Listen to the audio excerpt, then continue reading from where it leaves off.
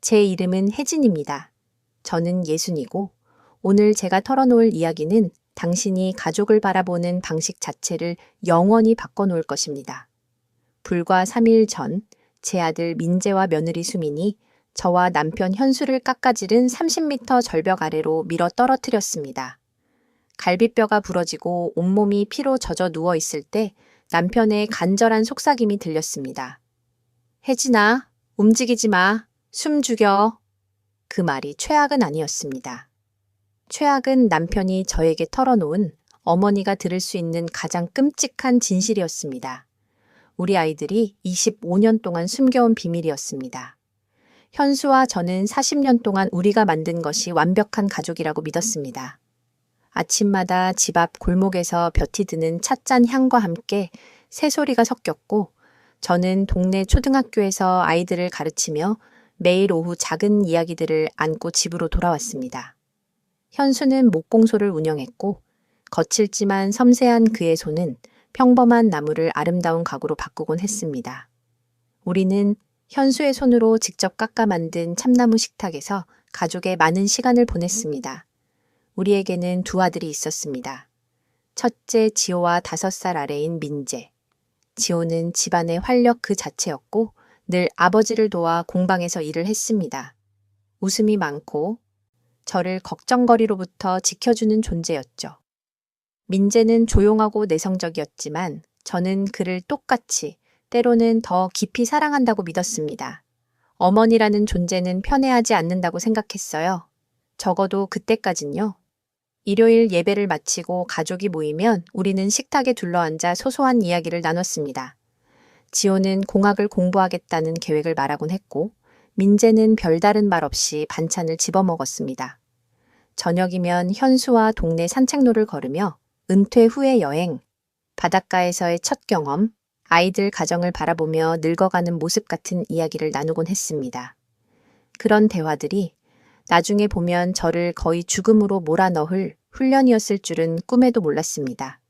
주말이면 친척들이 모여 우리 집 마당은 늘 떠들썩했습니다. 동생 혜림과 이은도 남편과 자녀들을 데리고 오곤 했고 부엌에서는 어쩔 줄 모를 웃음과 김치 담그는 냄새가 섞였습니다.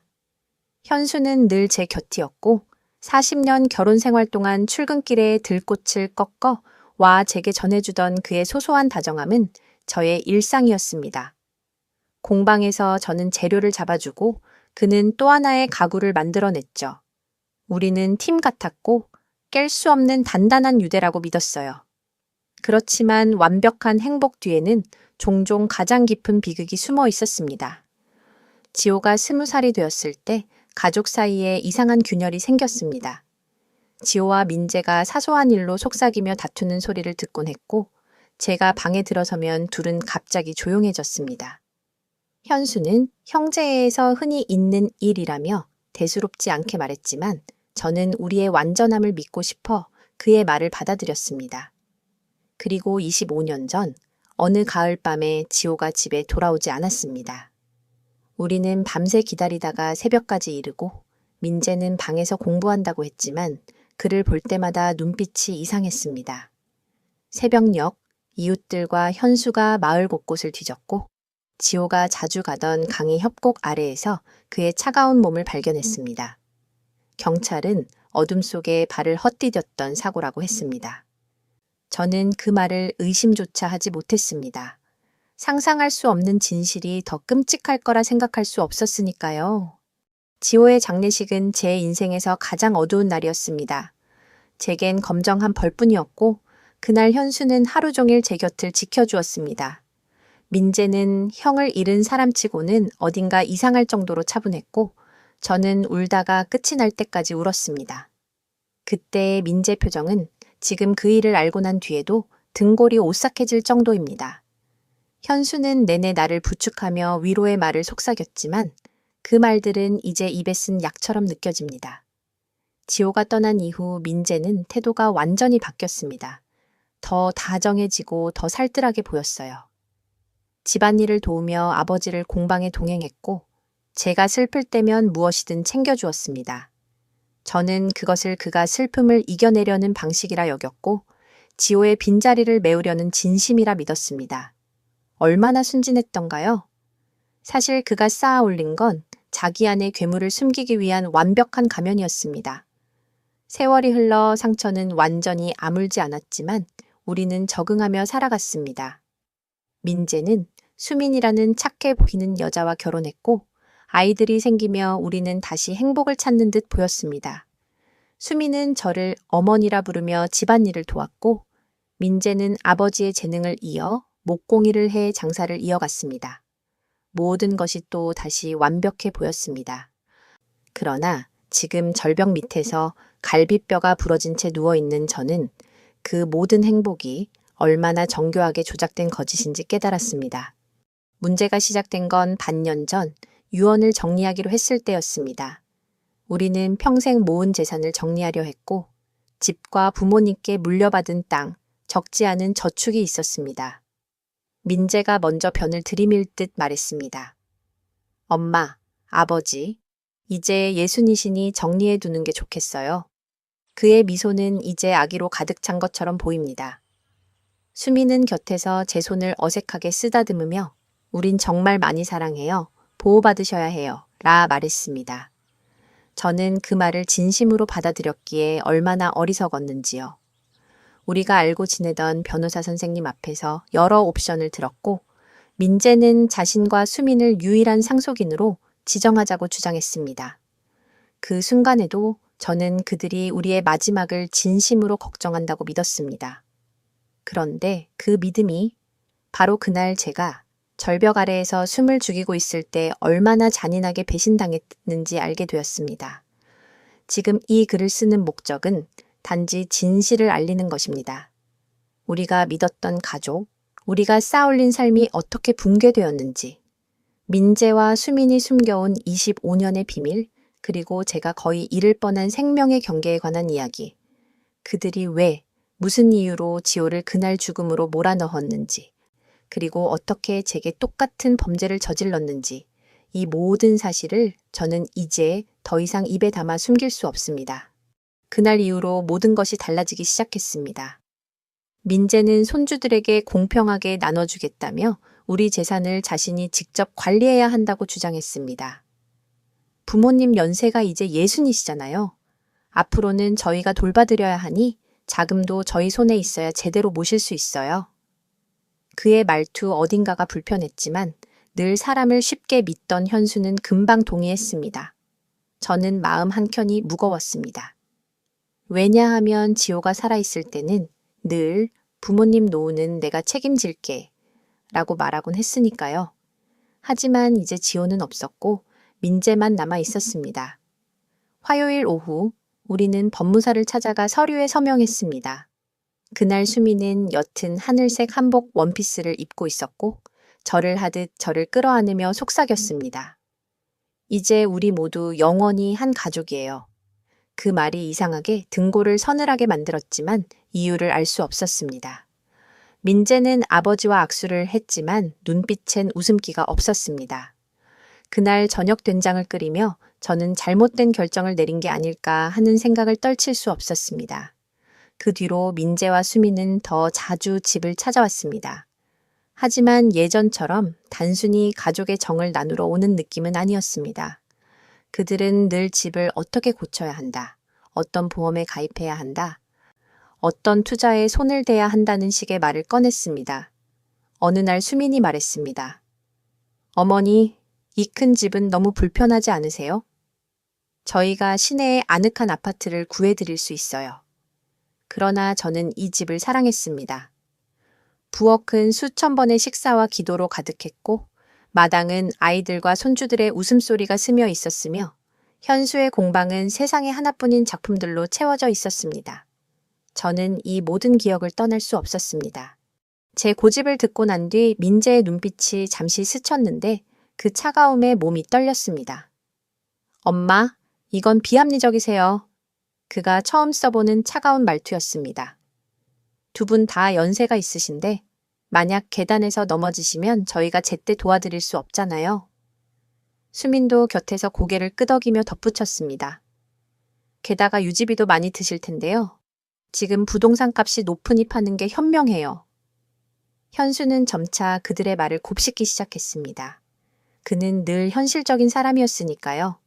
하지만 저는 뭔가 더 깊은 의도가 숨어 있다고 느껴졌습니다.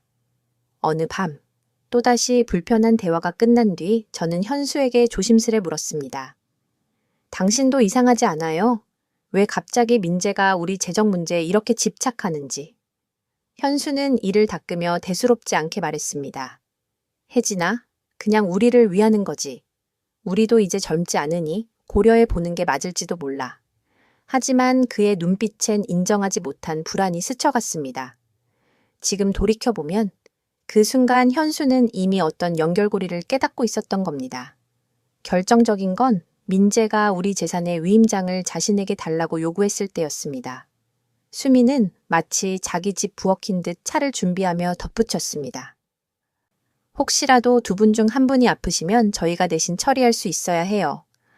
말투는 너무나 자연스럽고 논리적이어서 저조차 잠시 설득당할 뻔했습니다.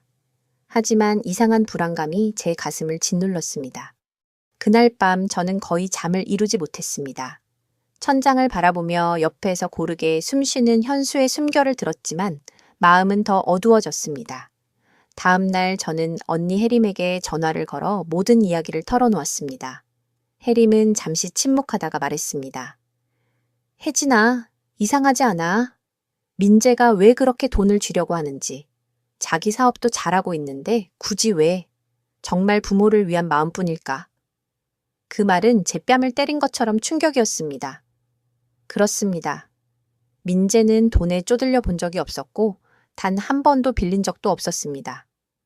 그런데 왜 이렇게 집요하게 우리 재정을 장악하려는 걸까요? 그날 오후 다시 찾아온 민재 앞에서 저는 용기를 냈습니다. 아들아, 왜 그렇게까지 우리 재정을 쥐려 하니? 아직 우리 정신은 멀쩡하다. 그 순간 그의 표정이 굳어졌습니다. 그리고 그 눈빛 속에서 저는 오래전 다른 누군가를 떠올렸습니다. 바로 지호가 세상을 떠난 그날 이후 민재의 차가운 눈빛이었습니다. 엄마, 이건 통제 문제가 아니에요. 그의 목소리는 팽팽히 긴장되어 있었습니다. 이건 사랑과 효도, 가족의 책임이에요. 하지만 그가 내뱉은 책임이란 말은 애정이 아니라 위협처럼 들렸습니다. 수민도 마침내 나서서 달콤하지만 단호한 목소리로 말했습니다. 어머니, 저희는 정말 어머니께 최선을 다하고 싶어요. 걱정은 이제 내려놓으셔도 돼요. 그날 밤, 현수와 저는 오랜만에 심각한 다툼을 했습니다. 그는 제가 의심이 지나치다며 문제를 없는 데서 찾는다고 했습니다. 그러나 저는 확신했습니다. 당신 기억 안 나? 지호가 죽기 전에 민재가 얼마나 달라졌는지. 그때부터 뭔가 이상했어. 그 애가 두렵기도 했어. 그때 현수는 설거지를 멈추고 저를 똑바로 바라봤습니다. 그의 눈빛 속에서 저는 처음 보는 그림자를 발견했습니다. 혜진아, 사실 지호의 죽음에 대해 너에게 말하지 않은 게 있어. 순간 제 심장은 미친 듯이 뛰기 시작했습니다. 마치 곧 터져버릴 것처럼. 현수의 말은 마치 번개처럼 제 가슴을 내리쳤습니다. 떨리는 목소리로 저는 물었어요. 지호의 죽음에 대해 그게 정말 무슨 일이었어요? 현수는 부엌 의자 하나에 털썩 앉았습니다. 우리가 수십 번 가족의 밥상을 차렸던 바로 그 참나무 식탁이었고 지호가 숙제를 하던 자리, 민재가 늘 말이 없던 자리였습니다. 현수는 손으로 얼굴을 문지르며 지난 25년 동안 자신을 괴롭혀온 기억을 지우려는 듯 몸을 떨었습니다. 그는 낮게 떨리는 목소리로 이야기를 꺼냈습니다. 지호가 죽던 날 밤 민재는 방에서 공부하고 있지 않았어요. 저는 민재가 저녁 때쯤 집을 나서는 걸 봤습니다. 뭔가 그때의 태도가 저를 불안하게 했어요. 평소와 달리 평온하지 않았고 더 공격적이고 앙심을 품은 듯 보였지요. 현수는 잠깐 말을 멈추고 손을 바라보다가 다시 입을 열었습니다. 협곡에서 둘이 다투는 걸 봤어. 혜진아, 난 그날 그들이 서로에게 끔찍한 말들을 퍼붓는 걸 들었단다. 저는 숨이 멎는 기분이 들었습니다. 무엇 때문에 싸웠냐고 속삭이듯 물었지만 제 안에선 이미 알고 싶지 않은 진실이 도망치려 했습니다. 현수가 고개를 들자 그 눈가에 눈물이 고여 있었습니다. 지호 장례식 때도 보이지 않았던 눈물이었습니다. 유산 문제였어. 현수가 말했습니다. 민재는 지호가 장남이라 전통상 더 많은 상속을 받을 거라 분노했어. 그런데 그보다 더한 게 있었어. 지호가 발견한 돈 문제였지. 저는 발밑이 사라지는 것 같았습니다. 무슨 돈? 이라고 겨우 물었고 현수는 깊게 한숨 쉬고는 이어 말했습니다. 지호가 죽기 3일 전 공방에서 내게 와서 말했다고 합니다. 민재가 집안 저축 통장에서 돈을 빼가고 있었단 걸 지호가 알아낸 거예요. 처음엔 소액이었지만 점점 큰 액수로 이어졌고 지호는 몇 달 동안 증거를 모으고 조사하고 있었다고 했습니다. 제 머리는 그 말들을 받아들이지 못했습니다. 늘 상냥하고 저를 보살피던 막내 아들이 사실은 형이 살아있을 때부터 우리 돈을 빼갔다니요. 왜 나에게 말하지 않았어요? 저는 배신감에 떨며 물었습니다. 현수는 목이 메어 답했습니다. 내가 협곡으로 달려갔을 때 이미 너무 늦었어. 민재가 지호 시신 옆에 서 있었어. 떨고 울면서 사고였어요, 사고였어요 라고 되뇌고 있었지. 아버지, 도와달라고 빌었어. 형이 날 때렸고 내가 방어하려다 그가 균형을 잃고 떨어졌어요 라고. 저는 눈물을 주체할 수 없었습니다. 그를 믿었군요. 제가 중얼거리자 현수는 고개를 천천히 끄덕이며 수십 년의 죄책감이 얼굴에 드리워져 있었어요. 그는 내 아들이었어. 내 막내 아들이 도움을 청해 쳤는데 이미 한 사람은 죽어 있었지. 나는 한 사람을 살리고 다른 한 사람을 파멸시키는 선택을 할 수 없었어. 민재가 정말로 뉘우치고 달라질 거라 믿었어. 그리고 그때 나는 그가 훔친 돈을 조금씩 갚기로 약속했다고 들었지. 저는 그 말에 경악했습니다. 그 돈을 갚았나요? 이미 표정만으로 답을 알고 있었지만 묻지 않을 수 없었습니다. 현수는 고개를 저으며 말했습니다. 한 번도, 오히려 계속해 조금씩 빼갔어. 나는 외면했고 그 결과 나는 공모자가 되었지. 매번 모른 척할 때마다 은행 잔고가 줄어들 때마다 나는 그의 공범이 된 거야. 그 말은 제 안에서 끔찍한 현실을 선명하게 만들었습니다. 현수는 잠시 침묵한 뒤 책상에서 몇 장의 서류를 꺼냈습니다. 그가 최근 몇 주간 몰래 민재의 재정 상태를 추적해온 기록들이었습니다. 공방 장부, 거래 명세서, 은행 빚 내역. 그중 일부는 충격적이었습니다. 민재의 사업은 생각만큼 잘 되고 있지 않았고 실제로는 파산 직전이었어요. 여러 채권자와 업체에 억 단위의 빚을 지고 있었습니다. 저는 그 숫자를 보며 손이 떨렸습니다. 멜리, 수민은 알고 있나요? 저는 수민의 달콤한 미소와 다정한 행동이 떠올라 물었습니다. 현수는 단호히 말했습니다. 그녀는 알고 있어. 내가 지켜보니 그녀는 대화의 흐름을 항상 돈 얘기로 유도했어. 집값, 보험, 저축액 같은 구체적 숫자를 계속 물었지. 그건 단순한 관심이 아니었어. 정확히 우리 둘의 죽음이 얼마짜리인지 계산하는 질문들이었어. 그 말에 등골이 서늘해졌습니다. 우리의 죽음이라는 단어가 제 입에서 떨리며 나왔습니다. 그때까지 저는 민재가 단지 우리를 속여 돈을 빼가려 한다고만 생각했지. 실제로 신체적 해를 가할지도 모른다는 상상은 하지 못했습니다. 형을 죽음으로 몰아넣은 사람이 부모를 같은 이유로 해치지 못할 이유가 어디 있겠습니까? 경찰에 가야 해요. 진실을 말해야 해요. 저는 현수의 손을 붙잡고 말했습니다. 하지만 현수는 절망적인 표정으로 머리를 저었습니다. 무슨 증거로? 나는 살인 은폐의 공범이야, 혜진아. 내가 지금까지 숨긴 걸 밝히면 나도 감옥에 갈 수 있어. 누가 25년 동안 묻어둔 노인의 말을 믿겠나? 그의 말은 현실의 잔혹함을 보여주었습니다. 하지만 그대로 기다릴 수만은 없었습니다. 민재가 우리처럼 행동할 수 있다는 생각은 저를 떨리게 했습니다. 현수는 잠시 결심한 얼굴로 말했습니다. 우리가 할 수 있는 건 조심스럽게 움직이는 거야. 증거를 모으고 안전한 방법으로 그들의 요구를 막을 방법을 찾자. 그날 밤 우리 둘은 오래도록 말을 잇지 못하고 서로의 손을 꼭 잡았습니다. 밖에서는 가을 바람이 소리를 내며 지나갔고 제 마음속엔 더 이상 돌이킬 수 없는 비밀들이 어둠처럼 내려앉아 있었습니다.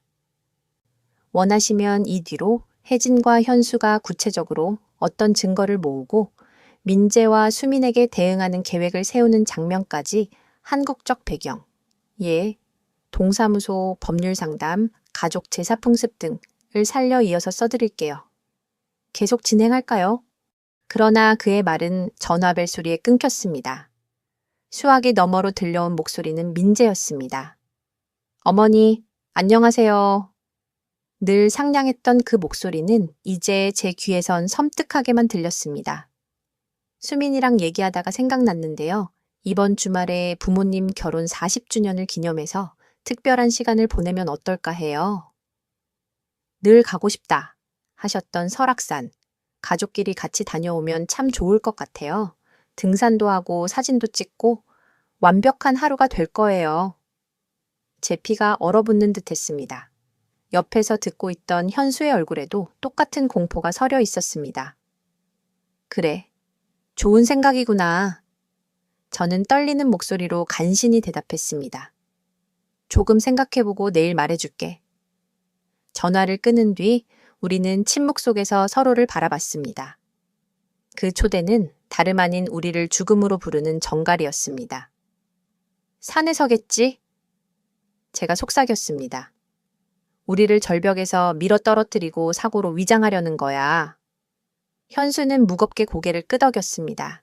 마치 25년 전 지호가 협곡에서 죽던 날처럼. 그날 밤 우리는 한순간도 잠들지 못했습니다. 서로의 품에 안긴 채 어떻게 하면 아들의 손에서 살아남을 수 있을지 필사적으로 계획을 세웠습니다. 며칠은 공포와 위장 연기로 가득했습니다. 민재와 수민이 집에 와도 우리는 아무 일 없는 듯 웃어야 했습니다. 그들이 등산 얘기를 꺼낼 때, 흥분하며 가족의 행복을 강조할 때 우리는 억지로 고개를 끄덕여야 했습니다. 하지만 제 속은 이미 절규하고 있었습니다. 제 눈앞에 서 있는 건 제 큰아들을 죽인 범인들이었고 이제는 우리를 노리고 있었으니까요. 수미는 수요일 오후 장바구니를 들고 찾아왔습니다. 환한 미소로 저를 안으며 말했습니다.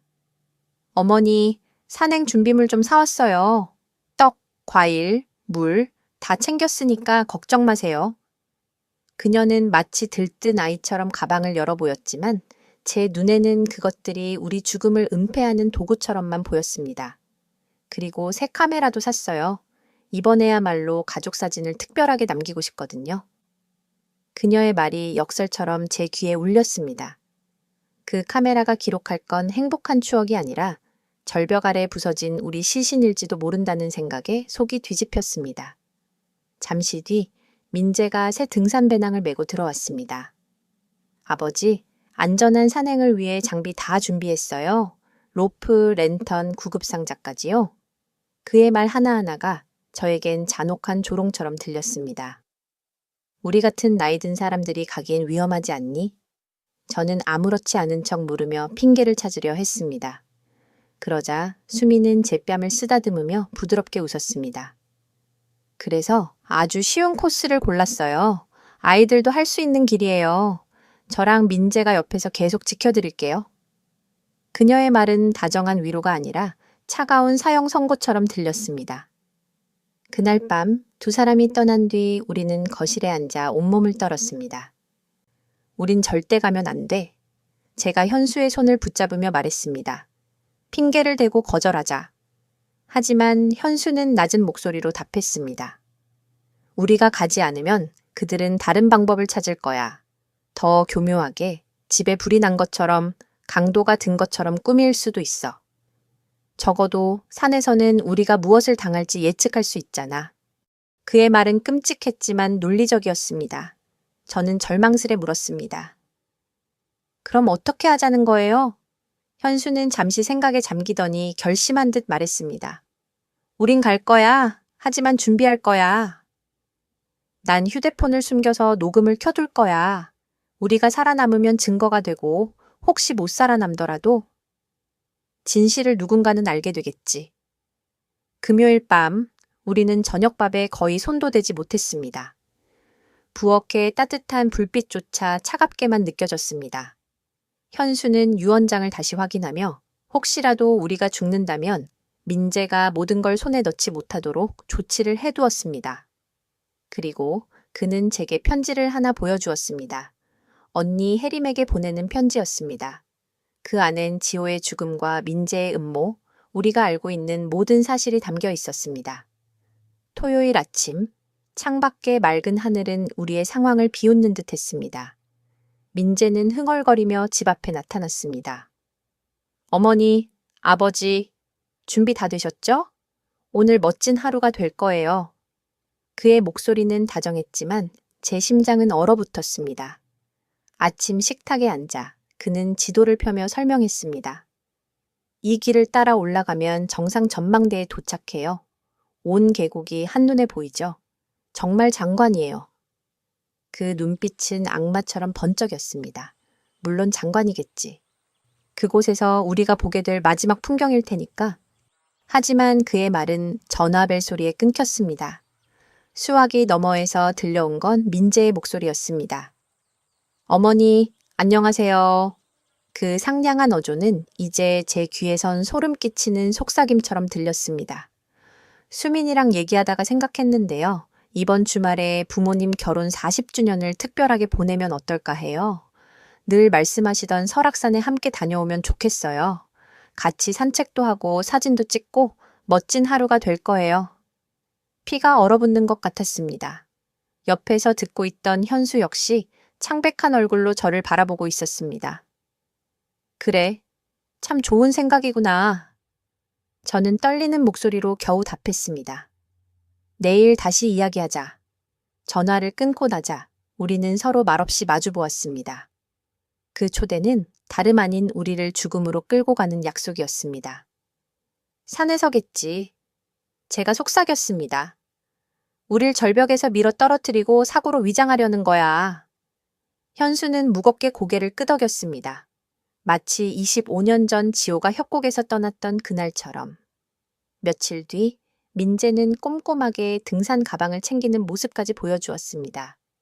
배낭 안에는 로프, 작은 삽, 심지어 신호탄 같은 것도 있었습니다. 그건 뭐니?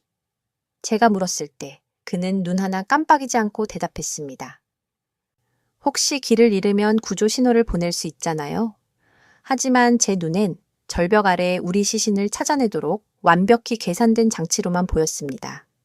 설악산으로 향하는 차 안 2시간의 여정은 영원처럼 느껴졌습니다. 수미는 케이팝 노래를 크게 틀어놓고 흥겹게 따라 불렀습니다. 민재는 제한 속도를 철저히 지키며 운전했고 단 한 번도 불필요한 위험을 감수하지 않았습니다. 그들의 계획을 망칠 만한 변수는 철저히 배제된 듯 했습니다. 그 순간 현수는 몰래 제 손을 꼭 잡으며 휴대폰 녹음을 켰습니다. 이제부터 벌어질 모든 일이 기록될 것이었습니다. 우리가 살아남는다면 증거가 될 것이고 설령 그렇지 못하더라도 진실이 함께 묻히지는 않을 것입니다. 등산로 입구에 도착했을 때 제 심장은 폭발할 듯 뛰었습니다. 키 큰 나무들과 계곡 물소리는 원래라면 아름다운 풍경이었을 겁니다. 하지만 지금 이곳은 제 처형장이었습니다. 민재와 수미는 환한 미소를 지으며 배낭을 둘러매고 준비되셨어요? 라며 밝게 말했습니다. 그 눈빛 속 차가운 섬광은 25년 전 지호가 죽던 날 보았던 그것과 같았습니다. 초반의 길은 완만했지만 조금씩 가팔라졌습니다. 수미는 앞에서 꽃과 새를 가리키며 사진을 찍었고 마치 다정한 며느리처럼 굴었습니다. 민재는 뒤에서 어머니 아버지 힘드세요? 잠깐 쉬실래요? 라며 가식적인 관심을 보였습니다. 그러나 그의 시선은 제 등을 찌르는 단검 같았습니다. 1시간이 지나자 다리는 무겁게 짓눌렸고 현수의 호흡은 거칠어졌습니다. 우리는 이런 운동에 익숙하지 않았고 그 사실을 누구보다 잘 아는 건 우리 자식들이었습니다. 그들은 일부러 이런 길을 선택해 우리를 지치게 만든 것입니다. 곧 전망대예요. 수민이 거짓말을 했습니다. 제가 집에서 본 지도에 따르면 아직 한참 더 가야 했습니다. 거짓말은 그들의 목적지가 따로 있음을 증명했습니다. 저기 좀 보세요. 수민이 갑자기 외쳤습니다. 오른쪽으로 튀어나온 바위 언덕을 가리키며 말했습니다. 저 절벽에서 사진 찍으면 정말 멋질 거예요. 제 피가 차갑게 식었습니다. 그곳이었습니다. 우리를 떨어뜨리기 위해 미리 골라놓은 장소. 절벽은 가파르게 30m 이상 아래로 뻗어 있었고 발 디딜 곳은 불안정했습니다. 누가 실수로라도 미끄러지면 살아남을 수 없는 곳이었습니다. 우리 나이에 저런 길은 위험하지 않을까? 저는 일부러 담담한 척 했습니다. 하지만 민재는 이미 그 길로 발걸음을 옮기고 있었습니다. 배낭 가득 장비를 메고 어린 시절 저를 설득할 때 쓰던 억지스런 다정한 목소리로 말했습니다. 어머니, 잠깐이면 돼요. 수민 말대로 사진이 정말 장관일 거예요. 그의 입에서 나온 장관이라는 단어가 제 몸을 전율하게 했습니다. 그래, 장관일 것이다. 우리 생애 마지막으로 보게 될 광경으로서. 현수는 제 손을 꼭 쥐며 눈빛으로 말했습니다. 휴대폰은 녹음 중이라는 것을. 우리는 끝까지 가야 했습니다. 거절하면 그들은 다른 장소에서, 다른 방법으로 우리를 해치려 들 테니까요. 비탈을 오르는 동안 바위는 미끄러웠고 몇 번이나 저는 거의 넘어질 뻔했습니다. 그 순간마다 이곳이 얼마나 완벽한 살인 장소인지 뼈저리게 느꼈습니다. 주변에는 목격자가 없었고 절벽 아래는 바위투성이 계곡이었습니다. 누군가 떨어지면 단순한 사고로 기록될 게 분명했습니다. 거의 다 왔어요. 수미는 날렵하게 앞서 올라가며 환하게 외쳤습니다. 민재도 뒤따라와 우리 팔을 잡아 끌며 도와주는 척했지만 그 손길은 독수리 발톱 같았습니다. 전망대에서 보이는 설악산 계곡과 멀리 이어진 산맥, 그리고 흐르는 강줄기는 숨 막힐 만큼 아름다웠습니다. 하지만 제 눈엔 이 모든 풍경이 우리의 마지막 순간을 증명하는 장식품에 불과했습니다. 그러나 제가 알고 있는 진실 때문에 그곳은 악몽을 위한 무대처럼 보였습니다. 여기서 사진 찍어요. 수민이 절벽 끝에 서며 소리쳤습니다. 뒤로 계곡이 보이게 찍으면 정말 멋질 거예요. 현수와 저는 마지막 길을 걷듯 천천히 다가갔습니다. 뒤쪽에선 민재가 우리 뒤를 잡고 각도를 재며 거리를 가늠하고 있었습니다. 좋아요. 수민이 카메라를 들며 환하게 웃었습니다. 두 분 서로 안고 미소 지으세요. 우리는 아마도 마지막이 될 포옹을 하며 사진을 찍었습니다. 카메라의 플래시는 마치 다가오는 폭풍을 알리는 번개 같았습니다. 한 장만 더요. 민재가 다가오며 말했습니다. 조금만 뒤로 물러서 주세요. 그래야 풍경이 더 잘 나와요. 그 한 발짝은 절벽 끝을 의미했습니다. 현수와 저는 눈빛을 주고받았습니다. 때가 온 것이었습니다. 우리는 시키는 대로 움직였지만 발끝 뒤로는 공허한 낭떠러지만이 있었습니다. 그 순간 수민의 눈빛이 변했습니다. 더 이상 가면이 필요 없었습니다. 웃으세요. 그녀는 차갑게 말했습니다. 이번 사진이 마지막이 될 테니까요. 민재가 두 팔을 뻗으며 달려들었습니다. 계획은 단순했습니다. 우리를 뒤로 밀어 떨어뜨리고 사고 사진을 몇 장 찍은 뒤 마치 우연한 비극처럼 꾸미려 했던 겁니다. 하지만 현수는 그 순간을 대비하고 있었습니다. 마지막 힘을 모아 민재의 손목을 움켜잡아 앞으로 잡아당겼습니다. 우리가 죽는다면 넌 함께 가야 해. 그의 목소리는 분노로 떨렸습니다. 그 순간 4명 모두 절벽 끝에서 몸을 부딪히며 흔들렸습니다. 살아남으려는 몸부림 속에서 서로를 붙잡은 우리는 마치 죽음과 생명을 건 기괴한 춤을 추는 듯 했습니다. 수미는 비명을 지르며 민재를 붙잡으려 했지만 4사람의 무게는 너무도 무거웠습니다. 발밑에 돌은 무너지고 중력이 우리를 끌어내렸습니다. 우리는 함께 떨어졌습니다. 공기를 가르는 바람소리, 비명, 그리고 아래로 다가오는 바위투성이 협곡. 그 몇 초는 영원처럼 길었고 저는 25년 전 지호가 느꼈을 공포를 똑같이 떠올렸습니다. 충격은 참혹했습니다. 뼈가 부러지는 소리가 귀에 울렸고 제 몸이 산산이 부서지는 고통이 몰려왔습니다. 피가 입안에 고였고 정신이 아득해졌습니다. 이번에는 민재가 이긴 건가?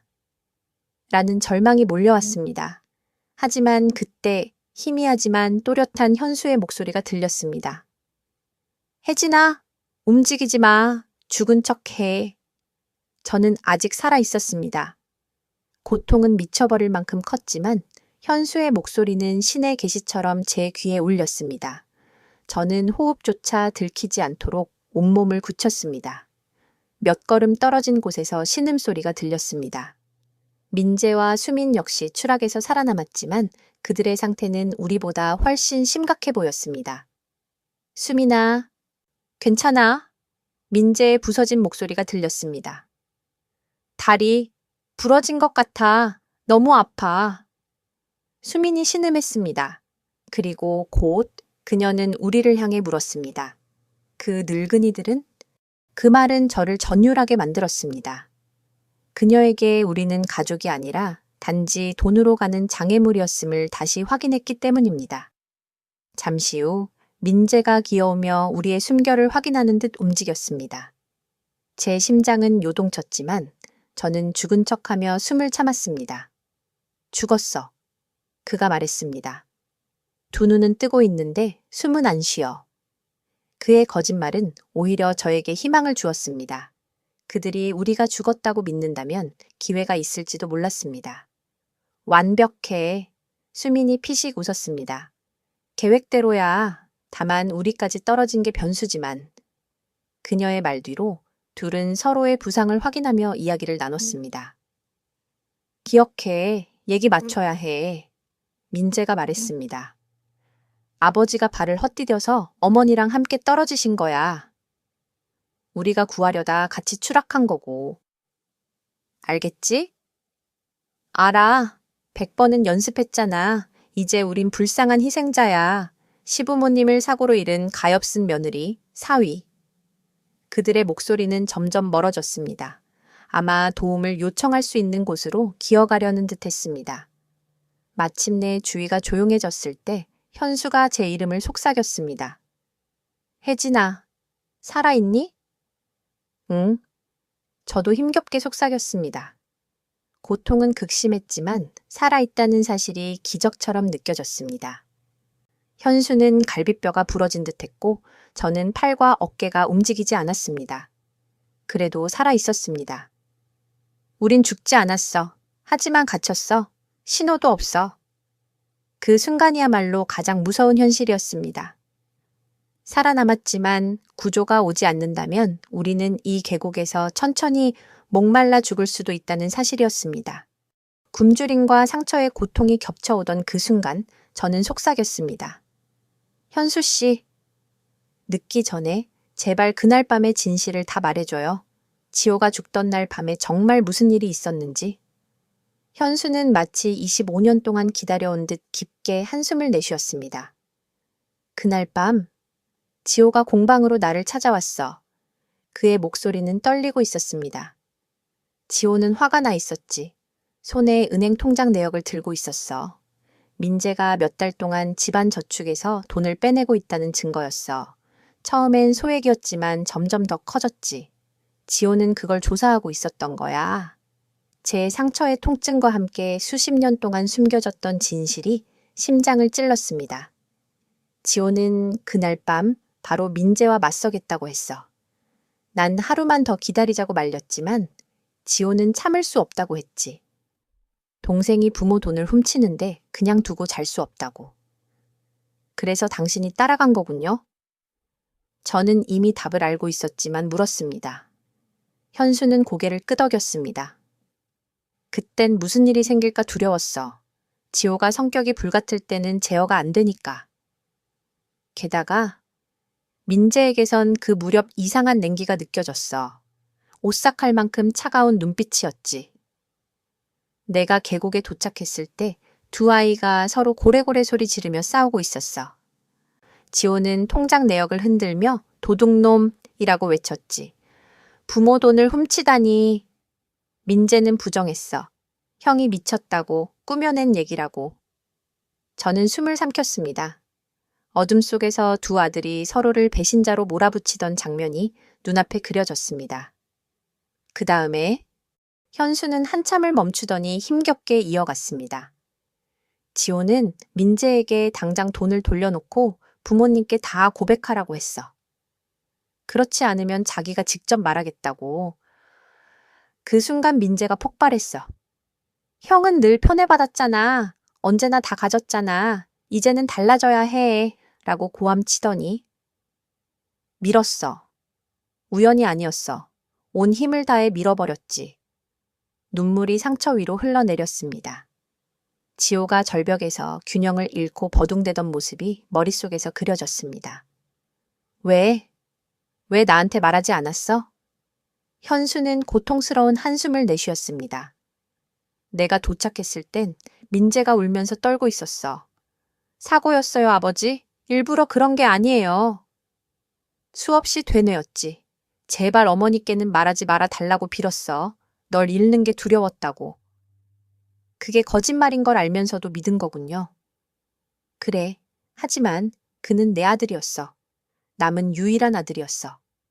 내가 경찰에 넘기면 남은 가족마저 무너질 거라 생각했어.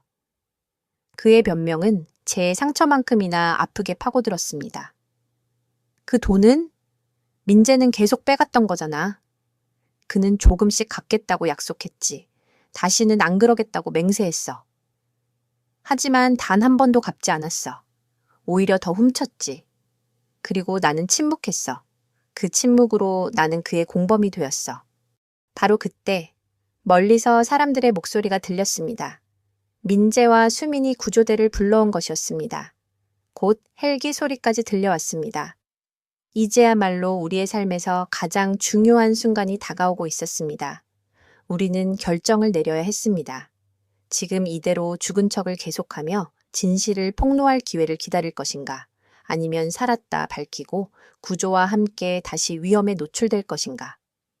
혜진아, 현수가 다급하게 속삭였습니다. 내 휴대폰에 다 녹음됐어. 수민이 직접 계획을 말한 것도, 민재가 우리를 짐짝 취급한 것도 다 들어있어. 하지만 지금 살아있다고 들키면 그들이 증거를 없애버릴 거야. 그 말은 옳았습니다. 만약 우리가 살아있음을 알리면 이번엔 정말로 그들이 끝장을 보려 할 겁니다.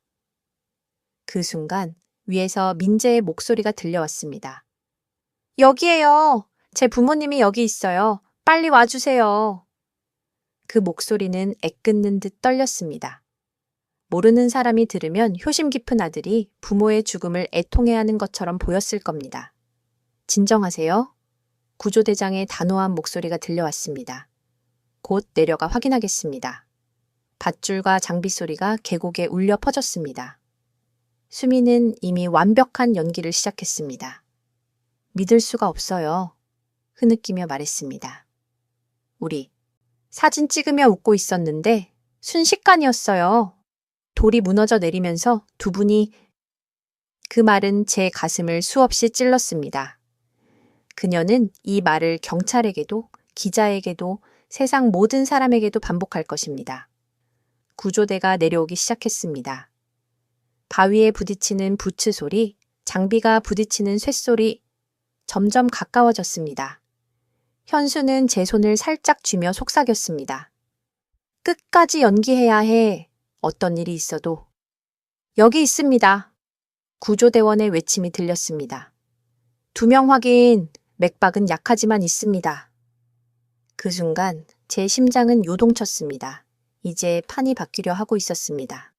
구급대원들은 현수가 위독하지만 살아있다는 걸 믿었고 저는 혼수 상태에 가까운 사람처럼 연기해야 했습니다. 몇 분은 몇 시간이 된 듯 길게 느껴졌습니다. 산소 마스크가 씌워지고 제 상처를 확인하며 들것에 몸이 고정되었습니다. 온몸이 본능적으로 눈을 뜨고 구조를 청하고 싶다고 소리쳤지만 저는 꾹 참고 숨결조차 들키지 않으려 애써야 했습니다. 남편분은 위중하지만 맥박은 유지됩니다. 아내분은 맥박이 희미합니다. 즉시 서울대병원 응급실로 이송합니다. 무정의를 통해 들려온 구조대원의 목소리는 제게 오히려 완벽한 신호처럼 들렸습니다. 병원에 도착하면 드디어 진실을 말할 기회가 올지도 모른다는 희망이 피어올랐습니다. 헬기에 오르는 동안 수민의 흐느낌이 멀리서 들렸고 구조대원들은 그녀에게 정말 용감하게 버티셨습니다. 기적이에요. 라며 위로했습니다.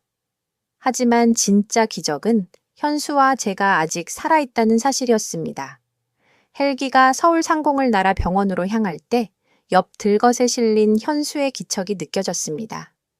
대원들은 그의 호흡을 안정시키느라 분주했는데 대화 속에서 그의 상태가 제 것보다 훨씬 심각하다는 걸 알 수 있었습니다. 잠시 전은 그가 진실을 밝히기도 전에 세상을 떠날지 모른다는 두려움에 휩싸였습니다.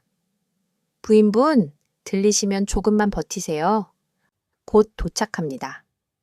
구급대원의 다정한 목소리는 몇 년 동안 가족에게서 들었던 거짓 다정과는 너무 달랐습니다.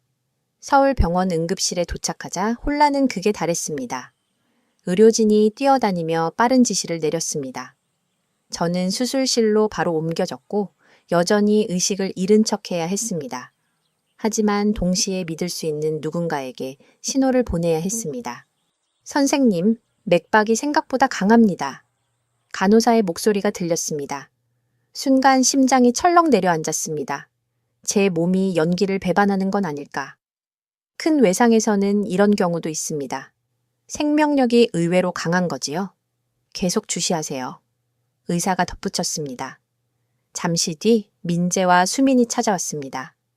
몇 분만이라도 마지막 인사를 하게 해주십시오. 민재의 목소리는 흐느끼는 듯 했습니다. 제 침대 옆으로 다가온 그는 제 손등을 스쳤습니다. 온몸이 움찔했지만 저는 반응을 억눌렀습니다. 어머니, 민재가 속삭였습니다. 혹시라도 제 말을 들으실 수 있다면 제가 얼마나 사랑하는지 알아주세요. 정말 죄송해요. 그 달콤한 말들은 독처럼 제 귀에 스며들었습니다. 수민도 곁에 와서 애처로운 목소리로 말했습니다. 어머니, 저한테는 친정엄마 같으셨어요. 절대 잊지 못할 거예요. 하지만 그 잊지 못함은 살인을 공모한 기억 때문이라는 걸 저는 알고 있었습니다. 그때 민재가 제 귀에 아주 낮게 속삭였습니다. 괜히 재산 얘기 캐묻다가 이런 꼴을 당하신 거예요. 어떤 진실은 그냥 묻어둬야 하는 법이죠. 지호처럼. 그 말에 제 피가 얼어붙었습니다. 그는 직접 지호를 언급하며 사실상 자백을 한 것이었습니다. 설사 녹음이 없더라도 병실 안에는 간호사가 있었습니다. 그녀의 눈빛은 이미 경악으로 굳어 있었습니다. 지호 얘기는 왜 해요? 수민이 다급히 속삭였습니다. 민재는 자신이 실수한 걸 깨달았는지 목소리를 낮췄습니다. 아무것도 아냐. 그냥 어머니가 늘 궁금해하셨잖아. 이제는 상관없는 얘기지. 하지만 수민은 눈빛을 굳히며 말했습니다. 민재, 그만해. 의사 선생님들이 기다려. 나가자. 두 사람은 곧 방을 떠났습니다. 그 순간 간호사가 제 침대 곁으로 다가와 모니터를 확인하는 척 속삭였습니다. 부인, 들리세요? 방금 들은 건 정상적인 얘기가 아닙니다. 위험하신 거죠? 저는 천천히 아주 미세하게 손가락을 움직였습니다. 그녀의 눈이 휘둥그레졌습니다. 세상에, 의식이 있으시군요. 연기하고 계신 거죠? 저는 손가락을 2번 움직였습니다. 그녀는 더욱 가까이 몸을 숙였습니다. 좋습니다. 만약 그 사람들이 위험하다면 3번 움직이세요. 주저할 필요도 없었습니다. 저는 손가락을 3번 꾹 움직였습니다. 그녀는 숨을 삼키며 속삭였습니다. 그들이 이 일을 꾸민 거군요. 저는 다시 3번 손가락을 움직였습니다. 간호사의 눈빛은 두려움과 결심으로 가득 차올랐습니다. 이제 드디어 또 다른 사람이 진실을 알게 된 것이었습니다. 결국 간호사 인지 씨가 제 곁으로 다가와 속삭였습니다. 지금 담당 교수님께 말씀드릴게요. 하지만 그때까지는 계속 의식 없는 척 하셔야 합니다. 이해하셨죠? 저는 손가락을 1번 움직였습니다.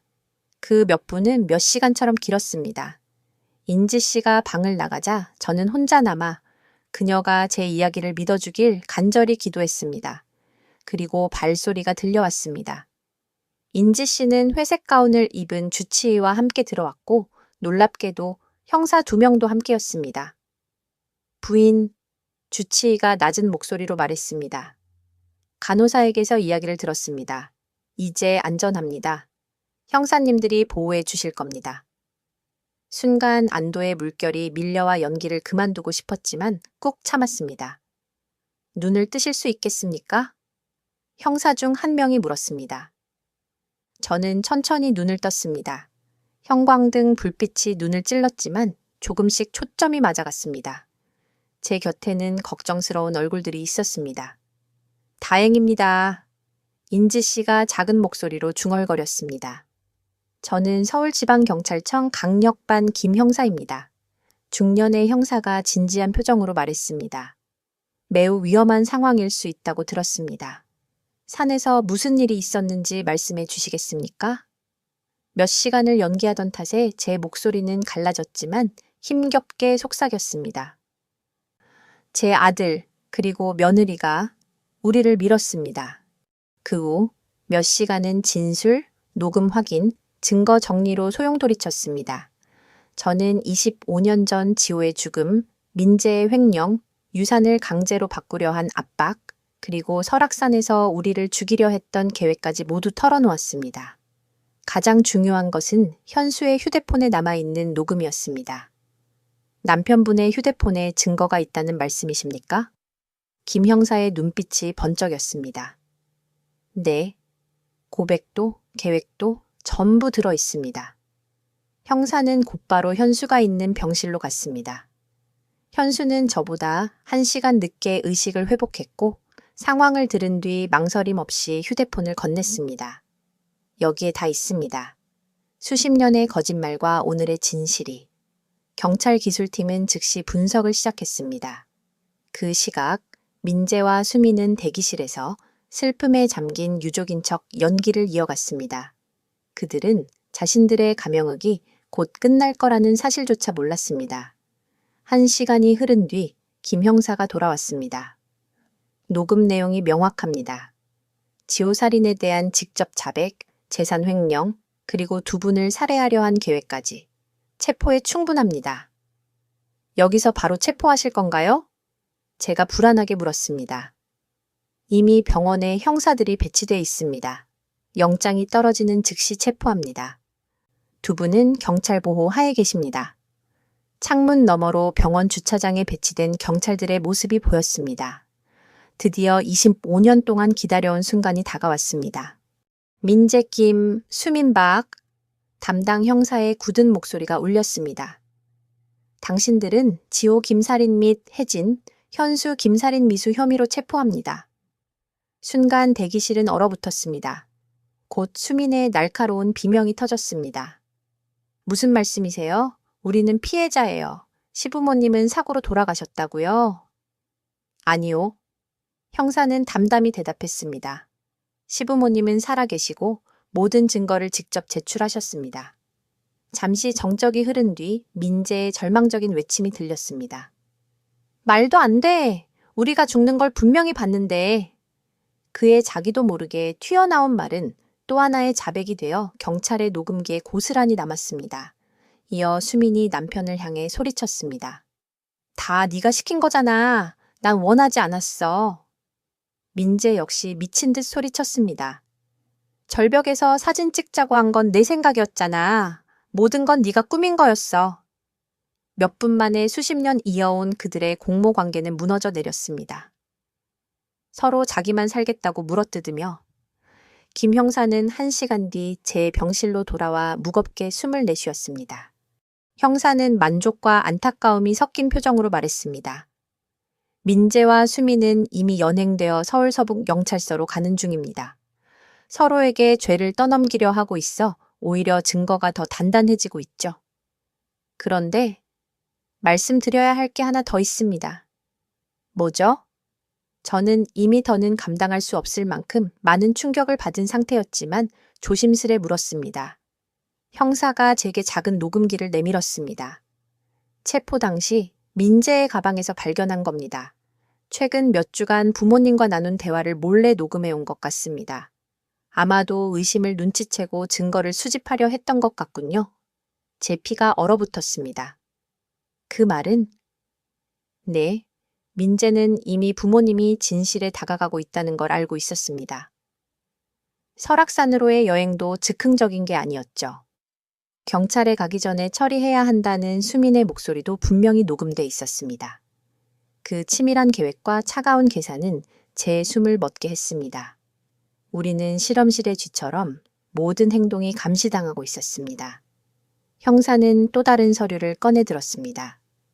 금융조사 결과 민재는 단순히 위험한 대부업체에 빚을 진 것뿐만 아니라 어머님의 서명을 위조해 은행 계좌 접근을 시도한 사실도 확인됐습니다. 만약 두 분이 그 산에서 죽었다면 즉시 모든 자산에 손을 뻗을 수 있었을 겁니다. 저는 속이 뒤집히는 듯 물었습니다. 총 얼마나 훔쳐간 겁니까? 지난 5년간 약 6천만 원 정도입니다. 소액씩 빼돌려 눈치채지 못하게 했지만 합치면 큰 금액이죠. 부모님께서 평생 땀 흘려 모은 돈이 아들의 사치와 살인 음모를 위해 쓰였습니다. 그 후 병원에서의 나날은 경찰 조사, 변호사 면담, 언론 인터뷰로 눈코 뜰 새 없이 이어졌습니다. 서울의 언론들은 이번 사건을 10년 만에 최악의 가족 배신이라 불렀습니다. 전국 각지에서 기자들이 몰려와 진실을 듣고 싶어 했습니다. 며칠 뒤 제 언니 은숙이 인천에서 달려왔습니다. 눈물을 흘리며 저를 끌어안고 말했습니다. 혜진아, 나도 지호가 세상을 떠난 뒤 민재가 이상하다고 느끼긴 했지만 이렇게까지는 상상도 못했어. 그 말은 제 모성 본능이 완전히 잘못된 게 아니었음을 확인시켜 주었습니다. 아이들은, 우리 손주들은 어쩌고 있나요? 제가 떨리는 목소리로 물었습니다. 은숙은 고개를 떨구며 말했습니다. 어제 봤어. 아직 어린이 부모가 왜 돌아오지 않는지 이해를 못해. 그냥 울며 엄마 아빠 언제 와? 하고 묻기만 해. 며칠 뒤 우리를 도왔던 변호사 박 변호사가 찾아왔습니다. 증거는 충분합니다.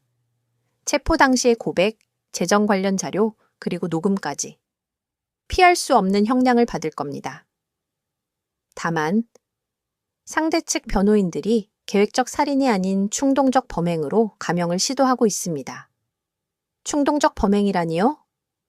제가 분노로 외쳤습니다.